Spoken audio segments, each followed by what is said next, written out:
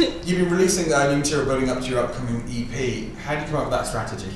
Well, we wanted to put something out each week to give, I mean, it's been so long since I've put out new music, because my EP actually, my first EP came out a couple of years ago, but then it took a year to get a sync, and then I signed to Atlantic and they re-released it. So I'm probably jumping ahead of questions, but because I just re-released my EP a year ago, it's taken so long, I was just like, I want to get things out to people. So yes, I've just been releasing a new song every week with a visual, just to give people something to feed on leading up to the EP release. Actually, something about the videos. Your videos are pretty awesome, and they have some quite provocative. Oh. That's not really a question. I'm just saying, what are your thoughts on that? Is there anything you're trying to achieve? No, it's interesting because the first EP for me, people think it's about relationships, but it actually was a bit heavier than that, and it was a story, and it was a different time. And this new EP, I wanted to just be, I guess, show another side to myself. You know, the side that we all have, and it's I guess it's a little more provocative, but it wasn't sort of the goal. It's just the whole, I guess, when you like breakups and things and just being at home and just cool looking visuals. These guys Crooked Engine did it, and it just looked awesome. It was quite different for me. I don't often roll around on a bed in underwear in front of people on camera, so it was definitely a bit strange, but it was fine. The Nirvana kind of was pretty shocking. You still on R&B, but I guess the band itself had a big influence on you? Nirvana? Yeah. I mean, I think they've influenced everybody. I think the artistic integrity in it, and Pigeons and Planes put on an album.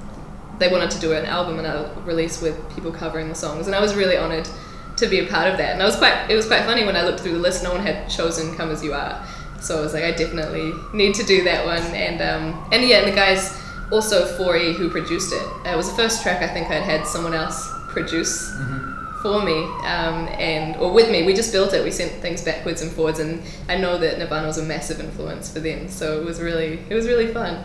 Excellent. Pusha T must have been a bit of a trip to work with. How was your rapport with him, and well, vice versa? I haven't actually met him face to face. Yeah, I know, crazy. I wish I could lie and say that I did, but I'd be like, we were awesome. No, Pusha T thing is funny because I used to, when I was back in New Zealand and I was working at a little t-shirt shop in Auckland, I used to be allowed to play whatever music I wanted while I worked, and I always would crank Fear of God, and it's so funny how things just come around, you know. Yeah. It was like funny, a lot of things that I projected you end up getting to, you know, years later. So for me it was crazy because the label, again, when I started working with Atlantic, they wanted to do a remix, and we looked at different people and they were like, do you want to do Pusha T? I was like, hell yes, I want to do Pusha T. And then but you know, there's always that fear when you really love an artist that they're gonna just, especially, you know, with a lot of verses that you hear that get put onto songs, you can see that a lot of it's for a check rather than for, you know, some people just drop bad verses. Yeah. And I was like, please, like, you know, Pusha can't write a bad verse anyway, but I was just a little bit concerned. But then when it came back, I was so happy. And then to hear my name in it, like I was just sitting there and I was just shocked. I was like, that's Pusha T saying my name. This is the best thing ever. It was awesome. Obviously, Lord of the Rings has done a lot for New Zealand tourism, but tell me something about the fanboys of the series may not know about your homeland.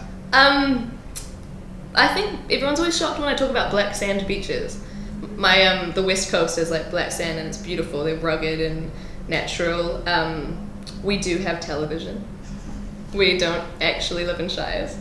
This might be of use to some people. No, it's a beautiful place. I love the country.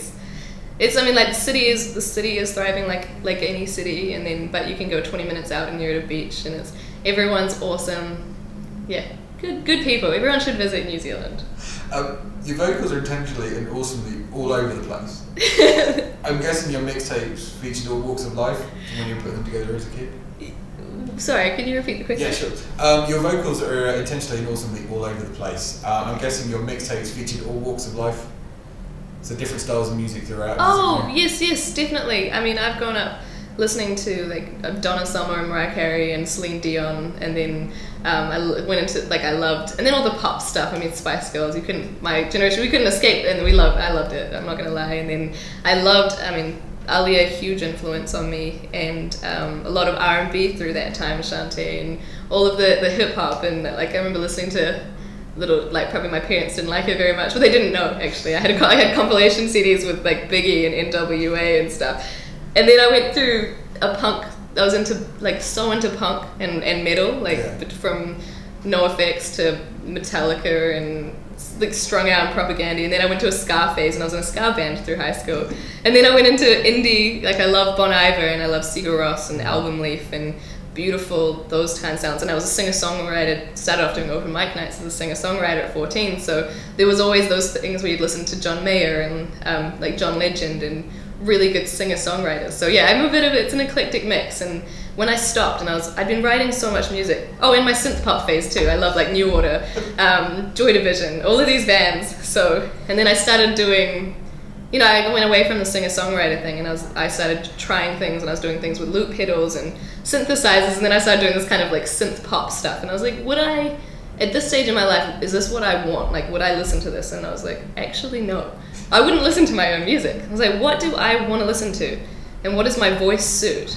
And I was like, why do I love music? And I love R&B because I love the way that the vocals sound. I love the tone, and I love the melodies, and I love hip hop because the beat just makes me feel something. It makes me want to move. It makes me feel like powerful and good. And then I love, you know, indie or ethereal music because I love the like the intricate details, the layers of sounds that are almost intellectual because you don't know exactly what they are. So what's the record in your record collection that people would be surprised to find? If they went through your iTunes, and what would be the one like, I didn't expect that? I think everyone's surprised. Like, everyone's always surprised when they're like, oh wait, you used to listen to NoFX. I think like any punk band, Sex Pistols. I think people are generally surprised because they just, I mean, the earlier stuff's kind of like people would pick that.